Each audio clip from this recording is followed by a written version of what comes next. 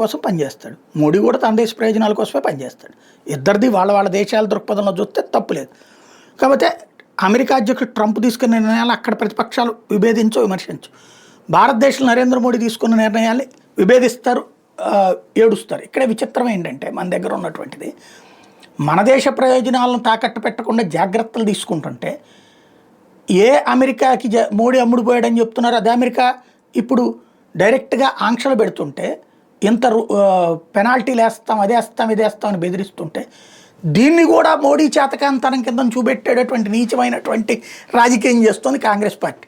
ఏమయ్యా ట్రంప్, సిగ్గుందా నీకు? మీ దేశం తప్పుడు పనులు చేస్తూ మా మీద ఎట్లా మాట్లాడతావు కదా నువ్వు అడగాల్సింది.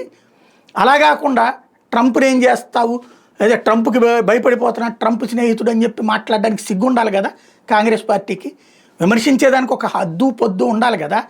ఓ పక్కన నిన్నటిదాకానేమో అమెరికాకి అమ్ముడు పోయారని చెప్తారు, ఇప్పుడు అదే అమెరికా ఎంతెంత ట్యాక్స్లు వేస్తుంటే అబ్బేబే అది చేత కావట్లేదని చెప్తారు. వీళ్ళని మరి ఏమనాలో అర్థం కానటువంటి పరిస్థితి. ఎప్పటిదాకా ఈ పరిస్థితులు ఉంటాయో తెలియదు.